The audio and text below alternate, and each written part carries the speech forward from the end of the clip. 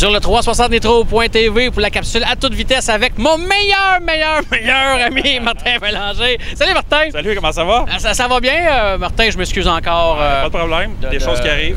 De t'avoir remplacé pour un soir. Je suis pas trop jaloux. Non, l'autre non plus. Au moins ça. Hey Martin, justement, on a vu ta visite surprise au RPM Speedway jeudi et tu as été agréablement surpris. Oui, bien écoute, je veux parler un petit peu des infrastructures. Là. Ils ont fait du beau travail, je trouve. Il y a beaucoup de beaux flashs qu'on a aimés. On en jasait avec Raymond et tout ça. Dont un, les haut-parleurs au-dessus des gens. Ça, j'ai trouvé ça, l'idée super avec les poteaux. Puis même dans le centre de la track, ça fait beau avec toutes les différentes pôles. Mais écoute, c'est jour et nuit avec ce qu'il y avait avant en fait d'infrastructure. Puis on a parlé un petit peu avec Dominique. Puis Dominique disait qu'il y avait d'autres plans. Là, ils ont mis beaucoup d'argent dans l'endroit, notamment avec tous les voyages de roche, tout ça. J'ai trouvé ça le fun. On a vu toutes les statistiques des choses, le nombre d'heures, le nombre de tonnes de roches, tout ce qui a été fait au cours des premiers mois de l'année, cette saison. Puis, j'ai trouvé ça super. Puis, juste le fait, ils ont une loge corporative en plus de la tour des officiels, mais Dominique nous disait qu'il pensait probablement être capable d'en rajouter quelques-unes. Puis, je pense qu'il y a du potentiel pour faire ça. Là, on voyait en arrière des estrades, justement, où ce que vous êtes stationné, tout ça. Je pense qu'il y a beaucoup de potentiel à rajouter des choses. Puis, ça risque de devenir, je pense, l'endroit à aller le samedi soir. C'est un short track, il l'appelle le short track spectaculaire. On a vu quand même des bonnes courses aussi jeudi soir. Puis, j'ai l'impression que ça va devenir possiblement la référence pour le samedi. J'avais lancé un peu à la blague, savoir si cette piste-là, un jour, Dominique Lucier avait le désir de la mettre à tous les samedis soirs. Et il m'a fait une face un peu qui je pense que ça peut faire partie de ses plans. Ça va dépendre toujours de romans de samedi soir. Oui. Mais je pense qu'il veut prendre de plus en plus sa place là, avec le RPM, avec l'argent qu'ils ont investi. Parlant de quelqu'un qui prend sa place, Martin, c'est une personne qu'on ne cessera jamais d'en parler. C'est Stewart Friesen. Quel pilote! Oui, quel pilote. Puis finalement, il a été chercher sa première victoire en NASCAR avec les camions jeudi. Je pense que ça ne pouvait pas être sa première plus belle victoire, gagner Eldora sur la terre battue. Ça faisait 6 fois qu'il terminait deuxième dans la série. Il a passé proche encore à plusieurs reprises cette saison. Je me souviens pas à quel endroit, je pense au Kansas City, qui avait probablement la voiture, le camion le plus rapide, puis il était pris dans un accident avec moins de 10 tours à faire. Puis là, finalement, elle va chercher la victoire du côté d'Eldora jeudi. Écoute, les réseaux sociaux, on revenait justement du RPM, les réseaux sociaux ont explosé, tous les amateurs de course, tout ça, le côté canadien, la fierté canadienne, tout ça. Puis toujours sympathique, mais être capable d'aller chercher sa première victoire à Eldora, je pense qu'il ne pouvait pas demander mieux. Là. Puis je pense côté publicité aussi, ce qui a aidé beaucoup, ce qui a aidé, Stewart Friesen est capable tout seul de faire une bonne promotion pour son nom, vendre son nom tout, oui. Mais c'est son garçon qui a fait la danse. Je vous invite à aller voir soit sur YouTube ou sur Facebook, tapez Stewart Friesen, là, vous allez voir Eldora, vous allez voir tout de suite une vidéo de son fils qui est sur je sais pas si c'est le haut de la valise de la camionnette, oui. Puis qui fait une danse, c'est crampant, c'est mourant, fait que c'est bon pour Stewart Friesen.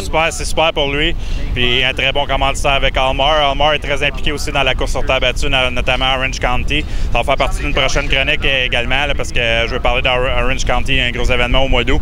Puis Almar a investi beaucoup d'argent dans les courses sur terre battue notamment, puis il supporte Stewart Friesen depuis plusieurs saisons, puis on finance le camion. Je ne sais pas si Friesen va continuer à monter peut-être dans la deuxième catégorie, monter dans les voitures ou monter dans la grosse classe, mais j'ai aucune idée, mais je sais qu'il est quand même toujours proche de ses racines qui est la terre battue. Donc on va voir ça dans les prochaines années, mais jusqu'à date, là, c'est super. Là. Martin, on est rendu à la mi-août. Oui. Les championnats commencent un petit peu à se placer. On le sait que la compétition est forte. Pas trop de cancellations, il y en a eu un petit peu, la chaleur des fois, oui. mais on sait que ça commence un peu à se resserrer. Et tu aimerais un peu me parler où ça en est rendu des championnats? Oui, exactement. Le mois d'août, c'est toujours un sujet qu'on ramène justement les différents championnats parce que là, on voit que les esprits s'échauffent. Ce soir, on a un gros spectacle ici, mais le championnat des points est très important. Je vais commencer avec Brockville, Ryan Scott, qui est à la recherche d'un deuxième championnat en Sportman, qui mène le championnat devant John Mills puis Jonathan Ferguson. La bataille est quand même proche entre Ferguson puis John Mills. C'est deux excellents pilotes également. Mais de voir Ryan Scott, c'est un pilote que je l'ai mentionné dans le passé. J'aimerais ça le voir rouler ailleurs. C'est un gars qui demeure à Brockville, reste seulement à Brockville. J'aimerais ça le voir, qu'il vienne faire son tour ici, qu'il aille à Mohawk le vendredi soir ou à Can-Am, qui est encore plus proche. Juste voir comment est-ce qu'il pourrait se déterminer, voir comment son talent, tout ça ailleurs. Ouais, c'est vraiment un vrai, là. C'est ça, exactement. Puis, mais ça n'empêche pas qu'il y ait quand même des bons pilotes du côté Sportman à Brockville. Puis il fait un bon travail. À Can-Am, c'est Jackson Gill. Ça, c'est un jeune pilote. On a très prometteur au volant de la voiture 60. C'est un jeune qu'on l'a vu à Mohawk il y a quelques semaines. Puis il avait parti 29e. Il a terminé 4e dans la finale. C'était le seul gars qui roulait à l'extérieur qui a réussi à dépasser tout le monde. Toujours très spectaculaire. Puis là, il mène le championnat du côté de Can-Am devant Taylor Caprara. C'est un championnat, je pense, qui va jouer entre ces deux pilotes-là dans cette division-là du côté de Can-Am. Ici, évidemment, chez Shane Pecor. Il est rendu à 6 victoires en 9 programmes ici du côté de Cornwall. Donc, pour lui, la saison est pratiquement terminée. Puis, il démène aussi également du côté de Mohawk dans le championnat. Il ne devait pas courir du côté de Mohawk. Il y a eu une association avec la famille Gauvreau en début d'année pour essayer la deuxième voiture. Le premier soir a gagné. Il est revenu. Je pense qu'il a gagné les trois premiers programmes. Puis là, ils ont mis fin à l'association. Après ça, c'était déjà déterminé quand même. Puis là, il a décidé de continuer à aller avec sa voiture 0. Puis il domine là-bas. Ils sont toujours entre 28-30 Sportman. Puis il va toujours... il gagne là-bas. Puis il est toujours dominant, toujours dans le top 5, top 6. Puis je pense que ça devrait être le gars qui va aller chercher les deux championnats dans le... Shane Pecor, c'est un gars qui mentionne vouloir graduer à un moment donné ou il est bien en Sportman? Je pense qu'il est en Sportman. Je pense que c'est le budget. J'ai comme l'impression que ça prendrait une équipe qui le prendrait sous son aile pour pouvoir le monter du côté de modifié. Ça avait arrivé il y a quelques années. Il avait gagné le recrue de l'année ici, justement, en modifié. Il y a peut-être 5 ou 6 ans avec l'équipe de Sweet Dreams. Puis finalement, ça a fonctionné un an. Puis après ça, il est retourné Sportman avec son propre budget. Il y a un très bon budget à Sportman. Son père, Marcel, est excellent. Marcel Pecor, son père. Mais je pense qu'il manque un petit peu de budget pour pouvoir être compétitif avec les modifiés ici. Je pense que c'est un gars qui veut gagner. Puis je pense pas qu'il voudrait venir et terminer 12-13e à tous les soirs. Il veut vraiment être compétitif avec les autres pilotes, c'est sûr. Côté modifié, on va aller rapidement. Ryan Arbuthnot, c'est un gars qui est très constant cette saison du côté de Can-Am, du côté de Brockville. Il mène le championnat à Brockville, deuxième à Can-Am. Billy Dunn, sans surprise, mène le championnat du côté de Can-Am. À Brockville, il mène devant Tim O'Brien. Tim O'Brien, c'est une belle surprise en deuxième place. Lui qui roule la voiture de la famille qui appartenait à Danny O'Brien avant. Revenait avec le numéro 8 que son père coursait avant. Puis jusqu'à date, ça va très bien pour lui du côté de Brockville. Mais Ryan Arbuthnot, c'est une belle surprise jusqu'à date cette saison. Je n'avais parlé auparavant. Remporté justement la victoire encore hier du côté de Brockville. Puis ça va très bien pour lui. Puis du côté, ici, le championnat est quand même serré. Le Corey Wheeler mène le championnat. Ça aussi, c'est quand même une belle surprise avec 410 points. Très constant. Puis là, Carey Terrence vient de faire son apparition au deuxième place. Là, le mois d'août, on le sait, on a parlé des conditions de piste. On devrait avoir des conditions de piste assez sèches au cours du mois d'août. Puis, ton petit doigt me dit que ce ne sera pas aussi sèche. Non, mais là, j'ai comme l'impression qu'ils ont mis un petit peu plus d'eau ce soir. Mais on a quand même 2 finales de 100 tours. J'ai hâte de voir en Sportman ce que ça va donner. Mais j'ai hâte de voir. Puis j'ai l'impression, moi, que Carey Terrence risque de chauffer Corey Wheeler d'ici la fin de la saison. J'ai hâte de voir.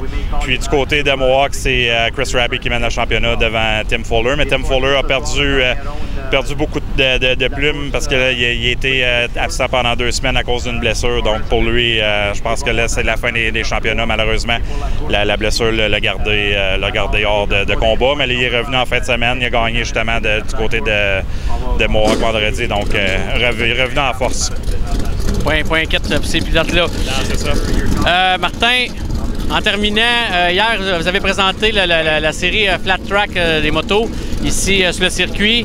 Série qui peut être prometteuse, mais beaucoup d'ajustements que cette série-là devra faire pour s'élever dans les grandes ligues. Bien, eux autres, je pense que c'était un ajustement pour un peu tout le monde. Il y a des choses hier qu'on n'a vraiment pas aimé. Les gens de Cornwall ici, notamment, ça c'était quelque chose qui a fait jaser beaucoup. Une des officielles avait son jeune enfant sur un carrosse en plein milieu de la piste, sur le coin de la piste. Ils scoraient, eux autres, au milieu. Il s'est installé une table près de la surface de course. Le carrosse, c'était le premier objet qui faisait face aux motos. si une moto perdait le contrôle, s'en allait à l'intérieur, frappait le carrosse, là, ça aurait pu être très tragique. L'enfant n'avait pas de place à l'œil. C'est beau avoir le réflexe, tout ça, le parent. Celle-là, il n'y a pas personne qui l'a aimé, celle-là, il n'y a pas personne qui l'a trouvé drôle. Puis le restant a quand même bien fonctionné, mais c'est ça, les jeunes étaient un petit peu partout dans les bruits. Y a-tu eu beaucoup de monde? Non, c'est ça le problème. Les gens se sont pas pointés. Il y avait une bonne probabilité d'averse d'orage en après-midi. Finalement, les probabilités ont tombé. J'ai comme l'impression que les gens ont gardé leur argent pour ce soir. Si ça revient en 2020, j'ai comme l'impression qu'on ne prendra pas ce week-end-là parce que c'est un long week-end en Ontario. On se battait contre les Highland Games, qui est extrêmement populaire du côté de Maxville. Ici, ils reçoivent entre 25 et 30 000 personnes. J'ai comme l'impression qu'hier, c'était pas le bon choix, mais ça, on a pris des notes. Je sais pas si ça va revenir honnêtement. Raymond, il était pas super impressionné hier, tout ça, pour plusieurs autres affaires administratives. Le spectacle, quand même, était bien. On a eu 70 inscriptions environ. On attendait au-dessus de 100. Fait que ça aussi, ça a été décevant. Bon, on se battait contre Trois-Rivières également, apparemment. Donc, c'est un choix de date. Je pense que ça serait à réviser si on revient en 2020 avec ce championnat-là. Quelques ajustements à faire, oui. Parce que quand même une série, comme on disait, qui peut être prometteuse. Oui.